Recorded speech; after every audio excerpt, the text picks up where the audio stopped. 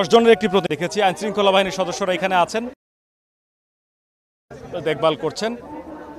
এখানে যেরকম 10 সদস্যের একটি করতে করতে তারা এ পর্যন্ত এসেছেন।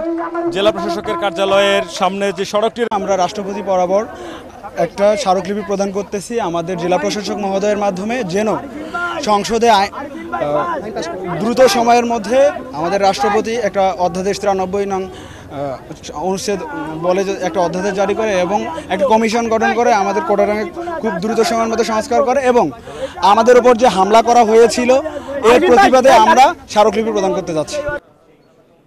যেমনটি বলছিলাম যে আজকে তাদের কর্মসূচি ছিল গণপদযাত্রা।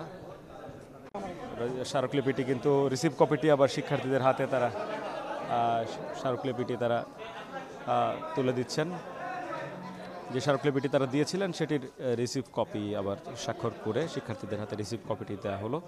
এই স্মারকলিপিটি জেলা প্রশাসকের পক্ষ থেকে যেটি বলা হচ্ছে যে এটি তারা জেলা প্রশাসকের কার্যালয় থেকে এটি রাষ্ট্রপতি বরাবর চলে যাবে, এমনটি তারা আমাদেরকে বলেছেন। তো স্মারকলিপি তুলে দেওয়ার কার্যক্রমটি আমরা দেখছি যে এটি চলছে এবং এরপরে শিক্ষার্থীরা এখান থেকে মূলত চলে যাবেন। আমরা জেলা প্রশাসকের পক্ষে যিনি স্মারকলিপিটি গ্রহণ করেছেন জনাব আব্দুল মালেক, এডিসি রেভিনিউ, তার সঙ্গে একটু কথা বলার চেষ্টা করব। জেলা প্রশাসকের কার্যালয়ের সিলমোহর সহ সেটি তারা কিন্তু গ্রহণ করলেন। না, মৌখিকভাবে কোনো কিছু আমাদের সাথে কথা হয়নি, আমাদের লিখিতভাবে একটি স্মারকলিপি এখানে জমা দেওয়া হয়েছে। এটি আমরা মহামান্য রাষ্ট্রপতি বরাবর পাঠিয়ে দেবো। আপনাদের সকলকে অসংখ্য ধন্যবাদ। আমার নাম মোহাম্মদ আব্দুল মালেক, আমি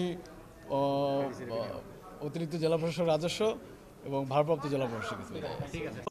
আর আমাদের সেই ধারাবাহিকতায় আজকে আমাদের একটা ফর্মালি যেটা আমাদের করতে হচ্ছে, আমরা একটা স্মারকলিপি প্রদান করেছি এবং সারা বাংলাদেশে আজকে একই কর্মসূচি রাষ্ট্রপতি বরাবর আমরা স্মারকলিপি প্রদান করেছি।